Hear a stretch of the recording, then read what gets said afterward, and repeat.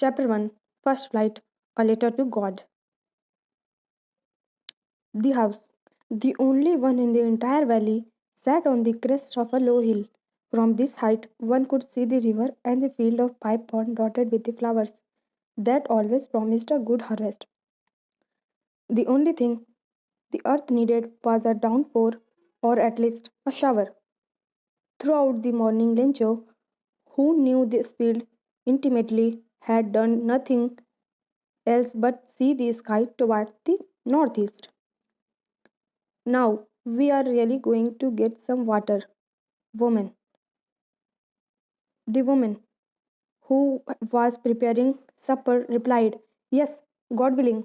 The older boys were working in the field while the smaller ones are playing near the house until the woman called to them all, Come for dinner.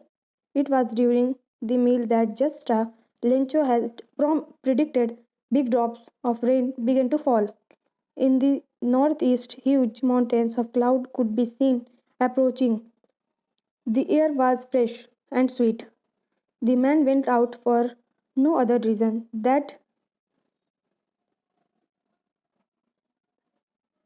to have the pleasure of feeling the rain on his body. And when he returned, he exclaimed, These are not raindrops falling from the sky, they are new coins. Big drops are 10-cent pieces, and the little ones are 5.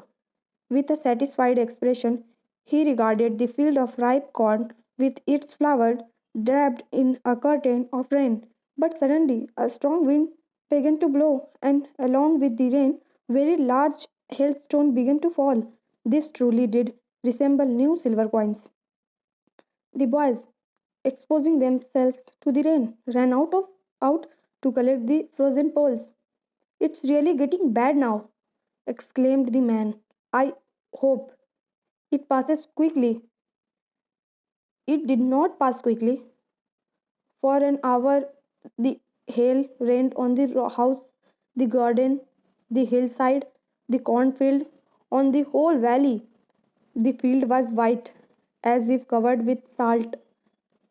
Not a leaf remained on the trees. The corn was totally destroyed. The flowers were gone from the plants. Lencho's soul was filled with sadness when the storm had passed. He stood in the middle of the field and said to his sons, A plague of locusts would have left more than this. The hail has left nothing. This year we will have no corn.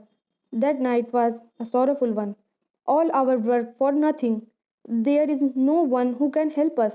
We will all go hungry this year. But in the hearts of all who lived in that solitary house in the middle of the valley, there was a single hope from the God. Do not be so upset, even though this seems like a total loss. Remember, no one dies of hunger. That is what they say. No one dies of hunger. All through the night, Lencho thought only of his one hope, the help of God, whose eyes, as he had been instructed, see everything, even what is deep in one's conscience. Lencho was an ox of a man, working like an animal in the field, but still he knew how to write.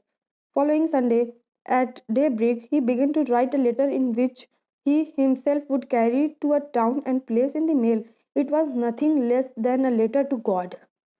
God, he wrote, if you don't help me, my family, I will go hungry this year. I need 100 pesos in order to sow my field again and to live until the crop comes because the hailstorm.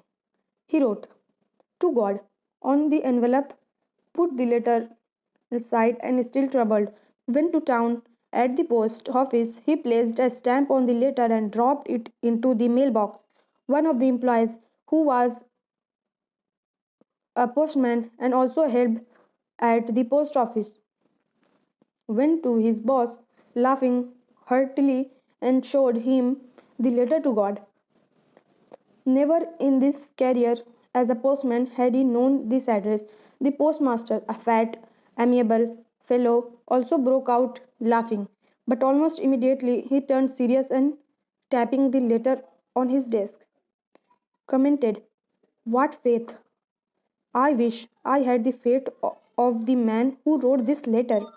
Starting up starting up a correspondence with God. So, in order to shake the writer's faith in God, the postmaster came up with an idea: answer the letter.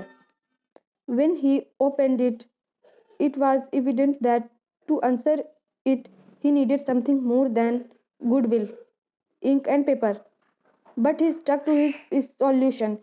He asked for money from his employees. He himself gave part of his salary, and several friends of his were obliged to give something for an act of charity. It was impossible for him to gather together the 100 pesos, so he was able to send the farmer only a little more than half. He put the money in an envelope addressed to Lencho, with it a letter containing only a single word of as a signature: God. The following Sunday, Lencho came a bit earlier than usual to ask if there was a letter for him. It was the postman himself who handed the letter to him, while the postmaster, experiencing the contentment of a man who has performed a good deed, looked on from his office. Lencho showed not the slightest surprise on seeing the money. Such was his confidence. But became angry when he counted the money. God could not have made a mistake, nor could he have denied Lencho what he had requested. Immediately, Lencho went up to the window to ask for a paper and ink. On the public writing table, he started to write with much wrinkling of his brow, caused by the effort he had to make to express his ideas. He finished.